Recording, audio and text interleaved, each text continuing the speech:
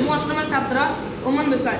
ଆଜି ଆମେ କେନ୍ଦୁଝରର ଭୂୟାଁ ବିଦ୍ରୋହ କିପରି ଭାବରେ ହୋଇଥିଲା ସେହି ବିଷୟରେ ଜାଣିବା। ତ ଏମାନେ ହେଉଛନ୍ତି ସେଥିରେ ମୁଖ୍ୟ ଚରିତ୍ର। ମୁଁ ହେଉଛି କମିଶନର ରେଭେନ୍ସା। ମୁଁ ହେଉଛି କେନ୍ଦୁଝରର ରାଣୀ ବିଷ୍ଣୁପ୍ରିୟା। ମୁଁ ହେଉଛି କେନ୍ଦୁଝରର ରାଜା ଗଦାଧର ଭଞ୍ଜ।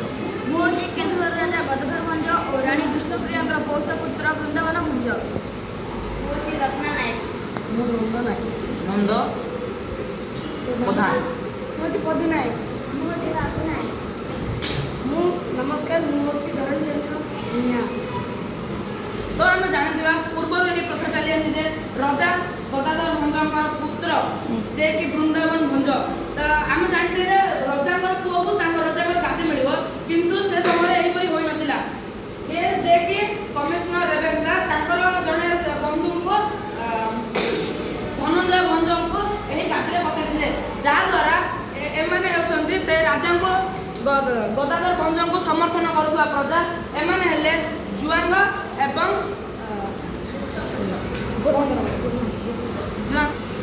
ଏମାନେ ହେଲେ କୋଲା ଏବଂ ଜୁଆଙ୍ଗ ଜାତିର ଲୋକ। ଏମାନେ ରଜାଙ୍କୁ ସମର୍ଥନ କରୁଥିଲେ, ତାଙ୍କ ଦୁଃଖରେ ଦୁଃଖିତ ହେଉଥିଲେ। ତ ଯେତେବେଳେ ଆଙ୍କ ସହିତ ଲଢ଼େଇ କରିବାକୁ ଆସିଥିଲେ, ଏମାନେ ଖଣ୍ଡା, ଧନୁସର, କୁରାଡ଼ି ଇତ୍ୟାଦି ଧରିକି ଲଢ଼ିବା ପାଇଁ ଆସିଥିଲେ। ଯେତେବେଳେ ଏ ସମସ୍ତେ ଏହି ଦଳର ମୁଖ୍ୟ ଥିଲେ ରତ୍ନା ନାୟକ ଏବଂ ନନ୍ଦ ନାୟକ। ଏହାକୁ କୁହାଯାଉଥିଲା, ଏହି ଦଳକୁ କୁହାଯାଉଥିଲା ରତ୍ନାମାଳୀ ବୋଲି।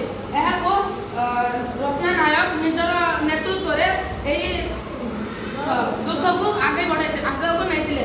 ତାପରେ ଏମାନେ ହେଉଛନ୍ତି ରତ୍ନାମାଳୀର ଲୋକମାନେ।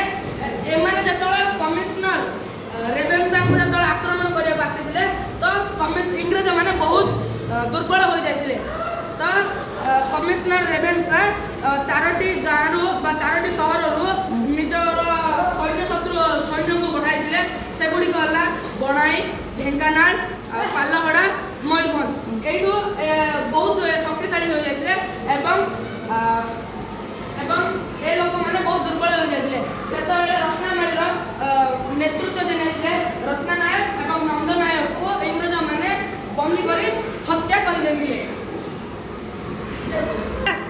ତ ଯେପରି ରତ୍ନା ନାୟକ ଏବଂ ନନ୍ଦ ନାୟକକୁ ବନ୍ଦୀ କରି ଯେପରି ହତ୍ୟା କରିଦିଆଗଲା, ତ ତାଙ୍କର ପ୍ରଜାମାନଙ୍କୁ ମଧ୍ୟ ବନ୍ଦୀ କରିଦିଆଗଲା।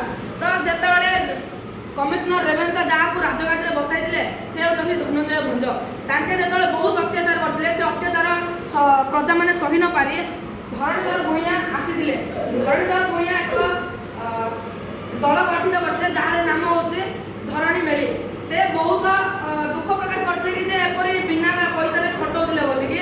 ତାପରେ ସେ ବହୁତ ଆଙ୍କ ସହିତ ଇଂରେଜମାନଙ୍କ ସହିତ ବହୁତ ସଂଘର୍ଷ କରିଥିଲେ ଏବଂ ଶେଷରେ ତାଙ୍କୁ ମଧ୍ୟ ବନ୍ଦୀ କରିଦେଇ ତାଙ୍କୁ ମଧ୍ୟ ହତ୍ୟା କରିଦିଆଗଲା।